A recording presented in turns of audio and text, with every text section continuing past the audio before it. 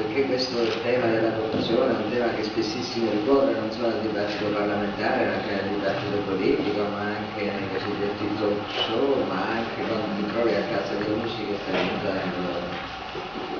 cenando insieme. È uno di quei temi che anche per questa tentazione continua moraleggiante che lo attraversa, o che attraversa coloro i quali ne parlano, alla fine diventa un po' noioso, diciamoci la verità. Invece io stasera mi sono divertita con le 4 relazioni che ci sono state,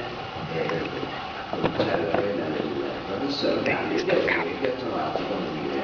un punto di vista anche critico su quella che è stata ed è la nostra iniziativa, che mi ha divertito e mi ha fatto ancora un po' riflettere. Non c'è dubbio alcuno che la corruzione non è estranea a nessuno degli organismi sociali.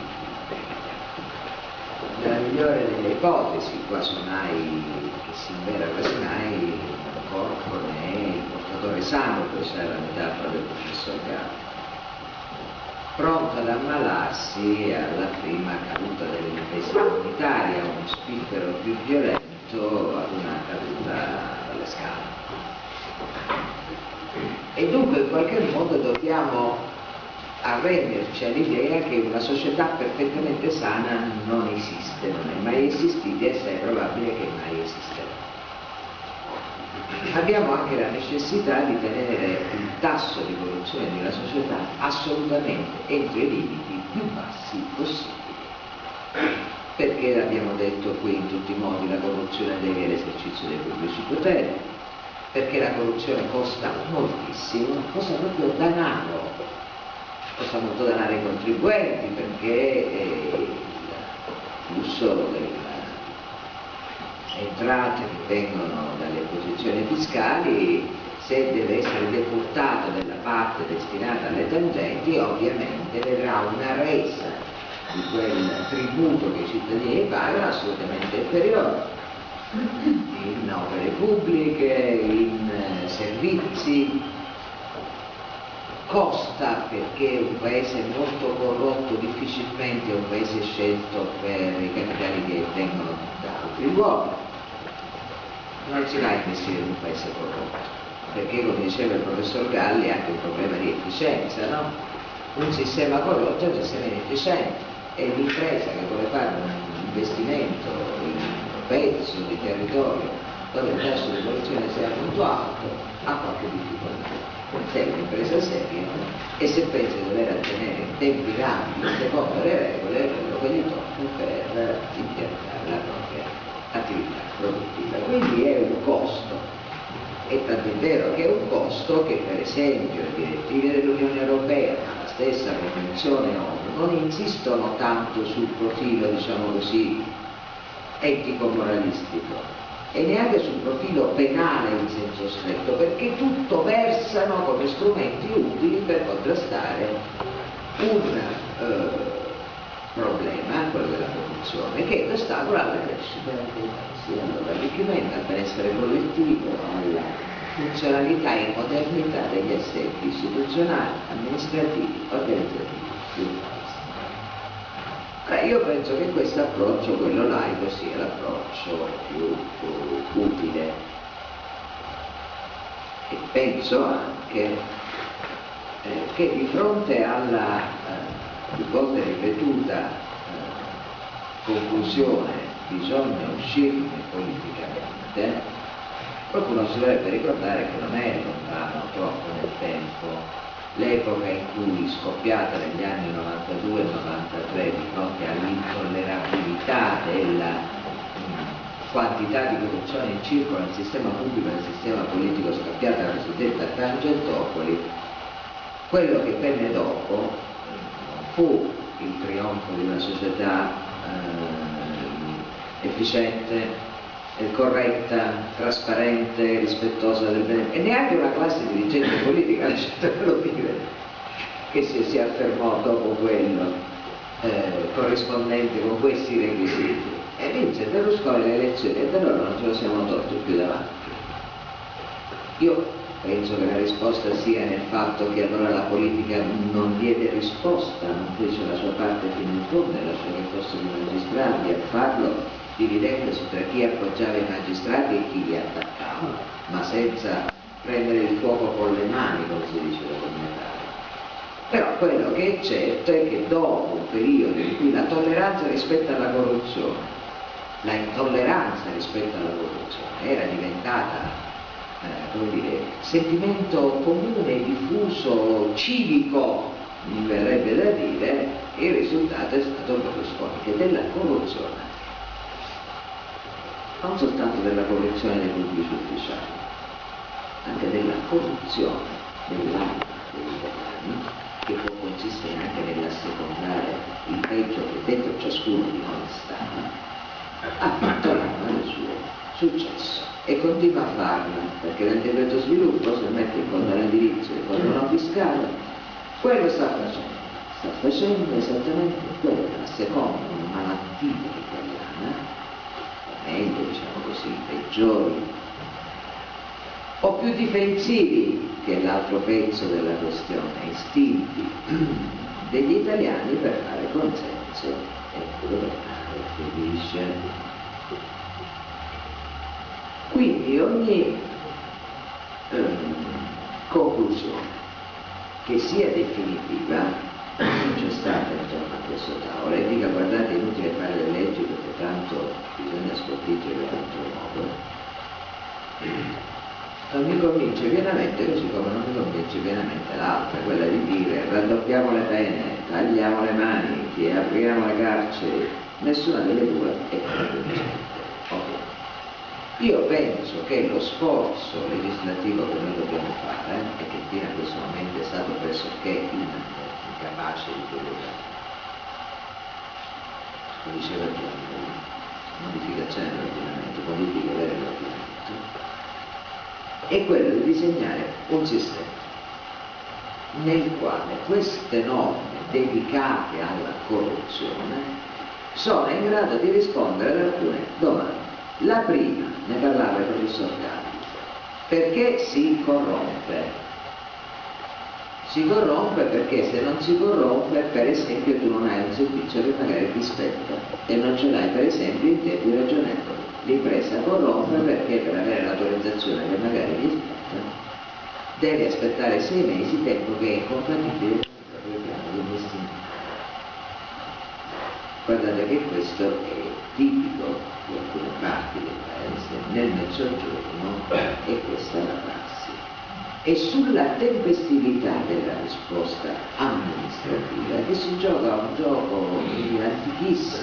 antichissimo,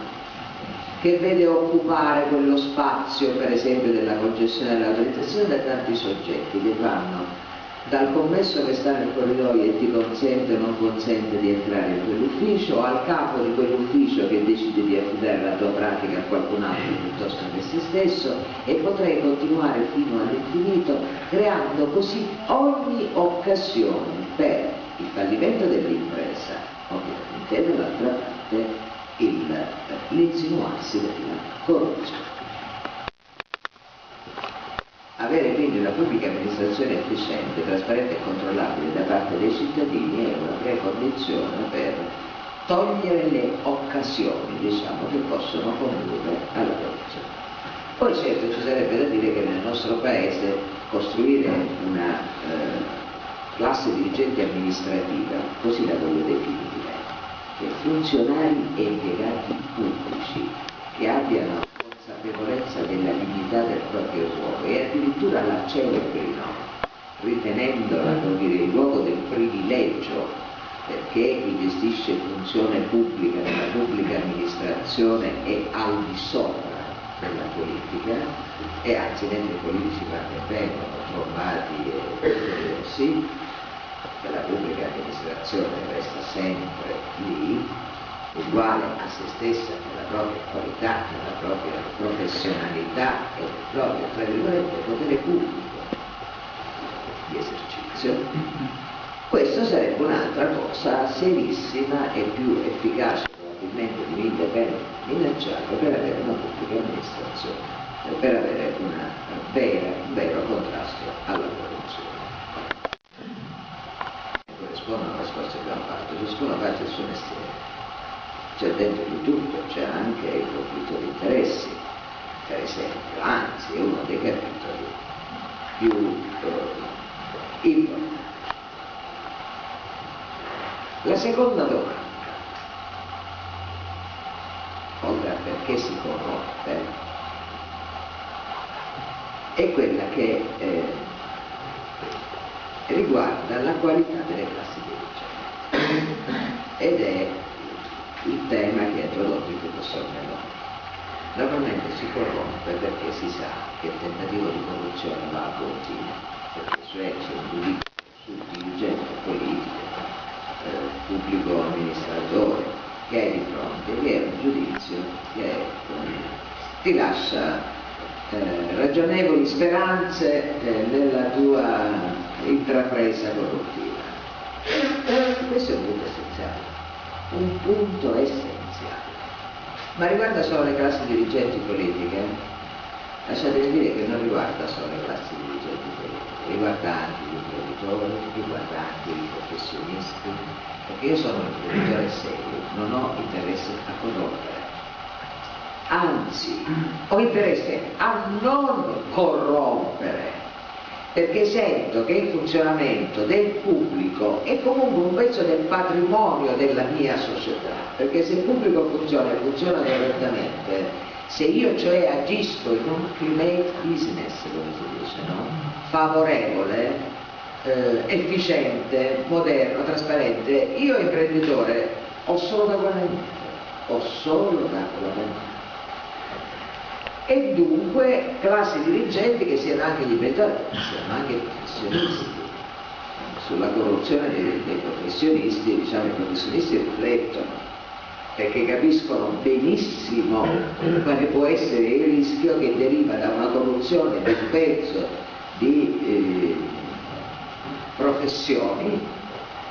che possono torcere una funzione così importante e così, un termine che adoperano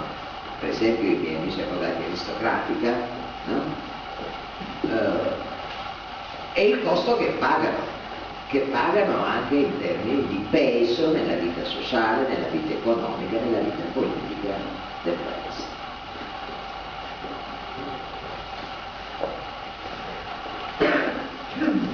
Insomma, se posso adoperare un termine un po' così brasciano, quando discutiamo di contrasto alla corruzione, e questo è lo sforzo che hanno fatto, e devo dire molto bene, sia Andrea sia Giovannelli, il gruppo di lavoro che agisce su questo e che sta lavorando nel paese, sono partiti dall'assunto che noi non siamo né giudici né preti, e quindi dobbiamo tentare di muoverci in un terreno che è il più scabroso, perché anche il più esteso, il più vasto, di tentativo di contrasto alla corruzione, senza correre nessun rischio né di moralismo da una parte né d'altra parte di rifugio nello strumento del diritto penale come strumento salvifico per il paese. Lo strumento del diritto penale non è salvifico per il paese, e lo è tantomeno su una questione e su un versante come questo. Certo, avvertiamo tutti noi quell'archetipo, cioè vivo l'archetipo di cui parlava il professor Galli, no? Quello dell'innocente, di chi ha meglio il tabù dell'innocenza. E quindi capita che spesso anche la discussione politica sia un po' moralistica, no? Ripercorrono, moraleggiante, moralistica. E dovete scusarci, ogni tanto ci capita, perché al fondo magari nutriamo l'idea che per fare politica il fatto di avere tracce, sia pure, come si diceva prima, pediatriche, di morale, non è che sia proprio una cosa devastante, e perché veniamo anche da un'esperienza politica, almeno io parlo per me, parlo per Oriano, parlo per Andrea, ma sono tanti fra di noi, che questa cosa ce l'aveva proprio tosta. Io ricordo che insomma io ero una ragazza iscritta al PC e la terza volta che il mio attuale marito che insomma dura da 34 anni questo matrimonio, mi venne a prendere davanti alla sezione dove io facevo le riunioni la sera, avevo finito di studiare al liceo e poi all'università, la terza volta in cui, convocata dal segretario della sezione che voleva sapere chi era, che intenzioni avesse e se era un simpatizzante, almeno disse un compagno, almeno aggiunge un simpatizzante, chiaro? Quello era il tempo, erano buoni, sì. Quello era il tempo. Beh, sapete, io penso che anche questo un poco serve. E per chiudere su una intervista che è stata più volte evocata, che è l'intervista di Berlinguer sulla questione morale, io voglio anche ricordare una cosa, che quello era il tempo in cui Berlinguer che parlava di questione morale e Berlinguer che parlava di austerità, senza parlare per niente né di morale né di povertà che derivi da una redistribuzione tale delle ricchezze per cui tutti torneremo poveri, è il periodo in cui a fronte di questo c'era lo splendore e il fulgore del potere classiano, che di tutto era fatto tranne che di austerità, ed era un potere fortemente innervato dal principio di corruzione, come poi si è dimostrato. In questo contrasto il perdente era Enrico Berlinguer e il vincente era Bettino Craxi, ma dico Bettino Craxi per dire quel sistema, insomma non so se ricordate, la Milano da bere, le feste, la ricchezza ostentata, questa diciamo disinvoltura, no? E Berlinguer era lo sfigato. Oggi i ragazzi direbbero lo sfigato.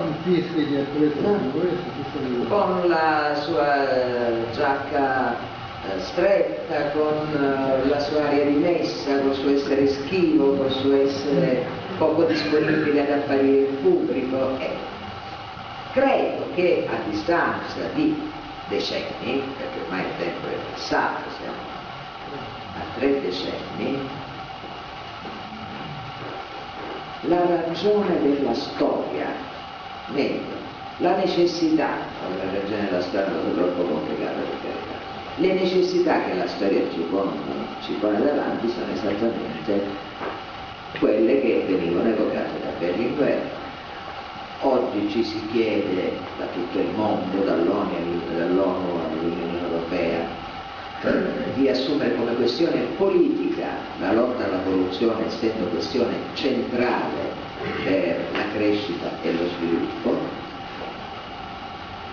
Dall'altra parte il tema dell'austerità torna a porsi come modo per assicurare dignità e libertà nella crisi economica che avanza al maggior numero di persone possibile, non dico a tutti e per affrontare in questa chiave, e l'austerità ovviamente non era solo quella dei comportamenti, era l'austerità che doveva contrassegnare l'uso delle risorse naturali, l'individuazione dei beni comuni e via dicendo. E dunque quello che sembrava del tutto fuori moda, oggi, guarda un po', morde, come dicono alcuni economisti, morde la modernità e ci obbliga a fare i conti ancora una volta con questi temi. Secondo me è giusto che sia così. Quello che prego tutti di considerare, questo piccolissimo compito che ciascuno di noi dovrebbe avere ogni giorno, perché capisco che è difficile talvolta essere sempre saldissimo nella visione, non nei comportamenti, nella visione del mondo e delle cose,